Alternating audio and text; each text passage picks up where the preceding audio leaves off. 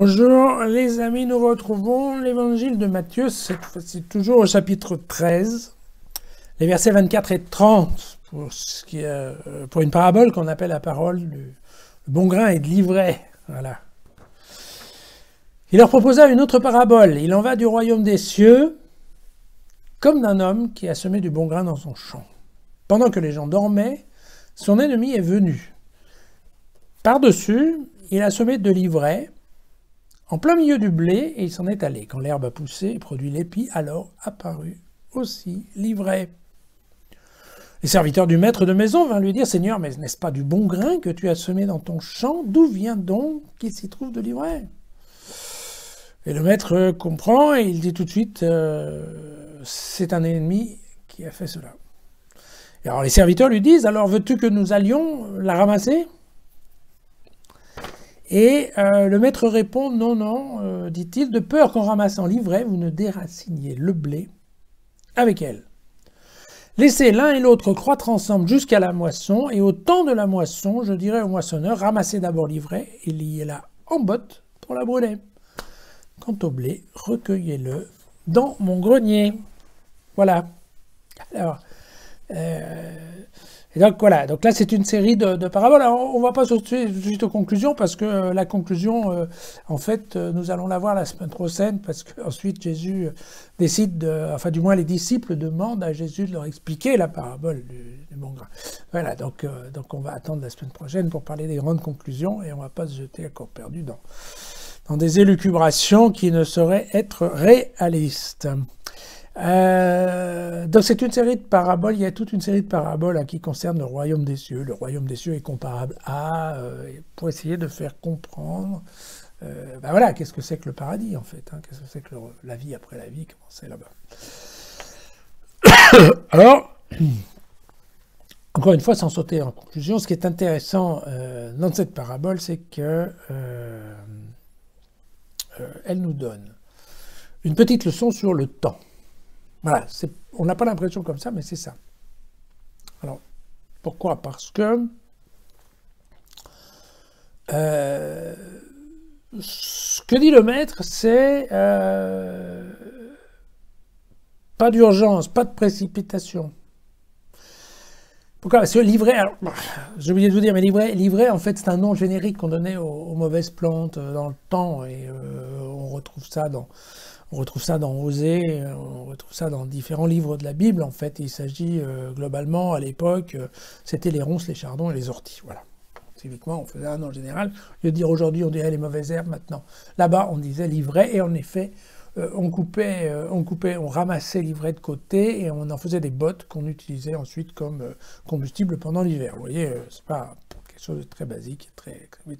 Ce qui est intéressant, c'est que voilà, donc Jésus, le maître dit non, attention, parce que si vous arrachez maintenant l'ivraie, comme c'est pas facile, parce que tout ça c'est en fait tout petit, vous risquez d'arracher le blé. Voilà. Et donc, il y a l'obligation pour tous de vivre une certaine période d'attente. Globalement, c'est une parabole sur la patience, qui est de dire, et qui nous montre, et on le reverra d'ailleurs, c'est une idée qui est charnière pour Matthieu, c'est de dire il y a tout un moment dans lequel, en effet, il y a une période hybride, dans laquelle il y a une juxtaposition, il y a une vie en commun, du bon et du mauvais, des bons et des méchants, et on n'y peut rien. Et on n'y peut rien. C'est qu'à la fin, au jugement, effectivement, il sera fait la séparation. Mais donc, il faut qu'on s'habitue à vivre dans une période de coexistence entre les bons et les méchants. Vous voyez, ce qui est une donnée intéressante, parce qu'on a toujours un petit peu l'impression que, non, oui, il y a le bien, il y a les bons, les méchants, et puis il faut se séparer, il faut faire... Non, ok. Ce que nous dit... voilà, ce que nous dit ici Matthieu, c'est, voilà, il faut qu'on s'habitue à faire avec, il faut qu'on vive avec.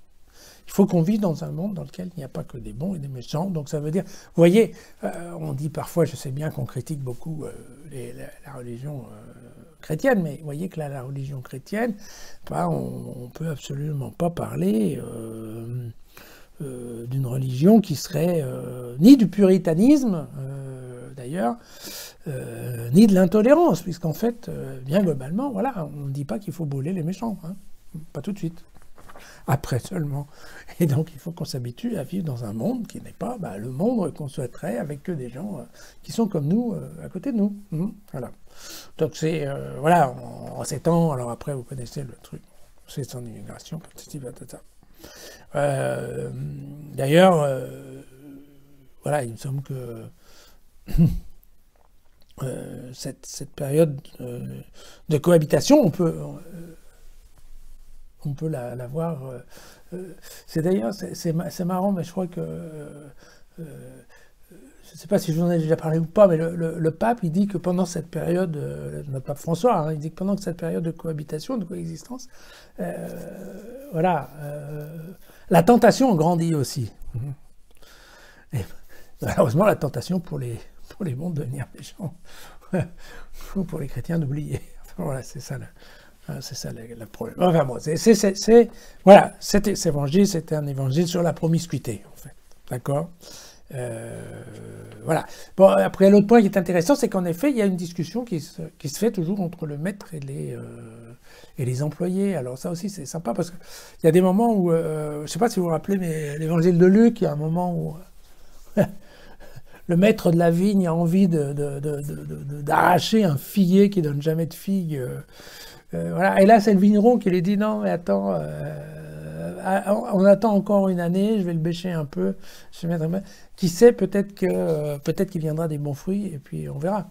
Et puis sinon, en effet, l'année prochaine, on l'enlèvera. Donc il y a des moments où les ouvriers sont moins pressés. Là, aujourd'hui, a priori, c'est plutôt le maître qui n'est pas pressé, et les ouvriers, eux, iraient déjà volontiers. Voilà. Dans cette, oui, ce que j'aime aussi, vous voyez, dans cette idée, c'est la raison pour laquelle le maître il dit non, faites-le pas tout de suite, parce que voilà, en voulant exterminer les méchants, vous risquez d'exterminer aussi les gentils. Et vous savez, c'est une discussion qui avait eu, voilà. Vous vous souvenez d'une discussion qu'on a eue il n'y a pas très très longtemps aussi sur le fameux Lot qui avait accueilli des anges. Les anges en fait sont venus parce que Abraham avait refusé l'ordre de Dieu en fait de faire brûler Sodome, hein, sous l'arrière, en lui disant mais non, peut-être qu'au milieu il y a peut-être 50 personnes justes et je ne veux pas faire mourir les 50 justes. Voilà, c'est exactement cette question.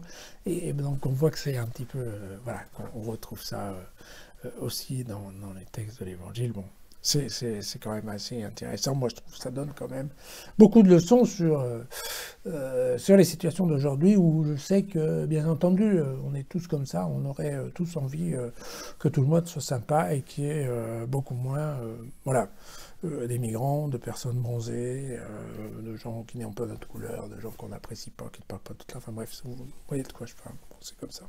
Voilà. Voilà. Et puis voilà, en termes globalement de gestion, voilà, c'est quand même sympa que le maître sache parfois écouter ses employés. Ça, je pense que ça peut servir aussi à plein de gens. Voilà, on se retrouve demain.